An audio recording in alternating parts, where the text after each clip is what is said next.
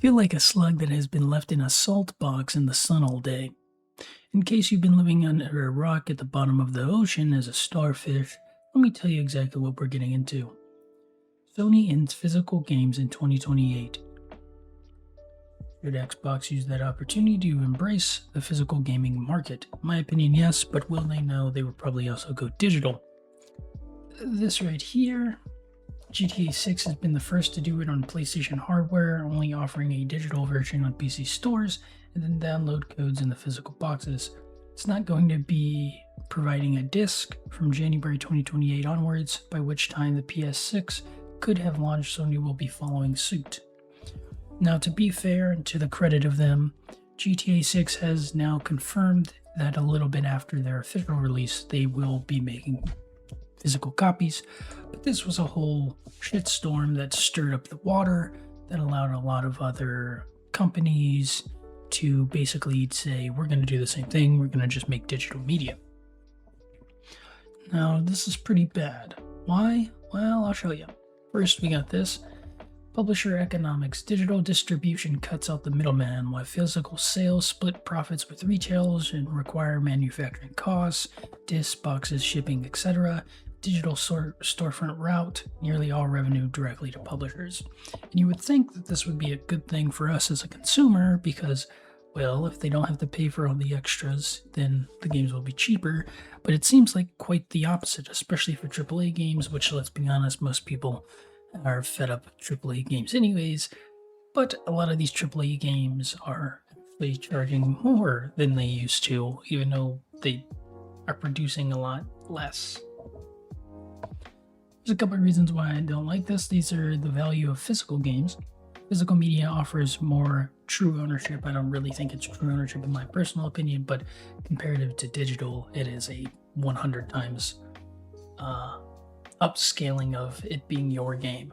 Why? Because you can resell, you can trade, you can lend the games. Like back in the day, you could go and give the newest games to GameStop for some pocket lint, and now you don't even get the pocket lint. Digital games, on the other hand, are only licenses that can even be revoked if a storefront shuts down or licensing agreements expire, which doesn't really make sense to me. And it goes back to the other video I was talking about how they want to use their own platforms and not use Steam, because if their own platform shut down, then they have more of a legal reason to shut down the whole game. Whereas with Steam, Steam's not going to shut down. Price differentials. Physical games can often be significantly cheaper, sometimes up to 4 times less than digital storefronts. Stop the cap. That's not true. That's not real. They've been charging more and more and more, and with the new pricing on GTA 6, it's probably going to get even higher. And then hardcore gamers and collectors still value, pretty much all the physical media, and they're losing out on that. I'm losing out on that. Wish Critical is losing out on that. So yeah, that doesn't really help. And it all comes from this article. Physical disc production ending in January 2028 for new games releasing on PlayStation consoles. Why this is bad is because it's a console war out there. So Xbox is either going to do one of two things. They're going to start pumping out physical content, or more likely they're going to fully switch to digital as well. So now you're going to be paying thousands of dollars for a console, and then you also don't get to own any of your games, which is crazy. Here's something I found cool. The video game industry is not ready to lose box games. Game sales are still 50% physical for single-player story-driven action games or family titles. We'll read a little bit more about it down below, but I would like to let you know that is pretty misleading. Most of them don't, and it's only in very specific places. But at the end of the day, they still will be losing out on a bunch of money, so I don't understand. A lot of people are banding around the 90% of game sales being digital figure, but that figure is all game revenue. So it includes DLC, season passes, microtransactions, which is huge because microtransactions for AAA games nowadays are most of their revenue, as well as game genres like multiplayers and indie games where people are more receptive to digital options. When it comes to single-player AAA games, the physical share is still way higher than 10. some figures from the linked article.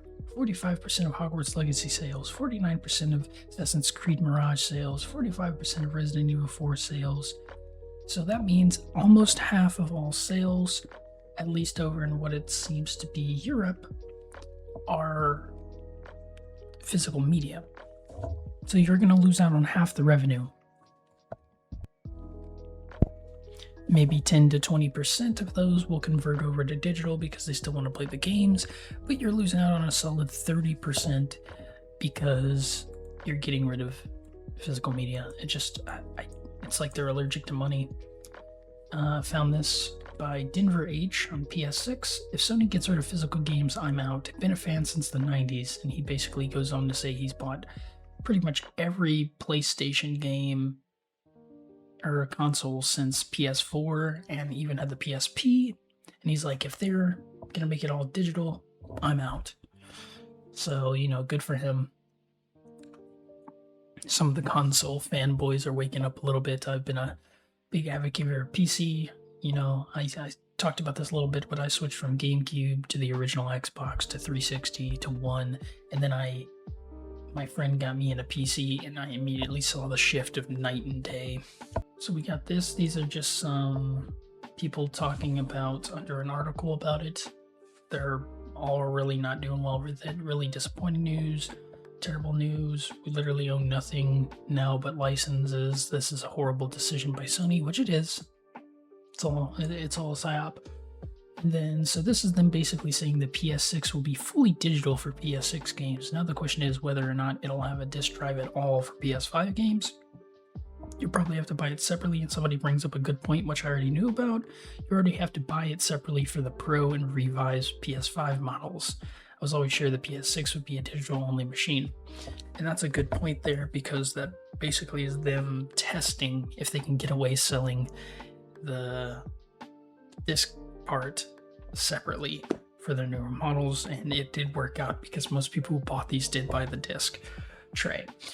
So yeah, I just wanted to get on here and talk a little bit about that. Hope you all have a great day, and see you limes.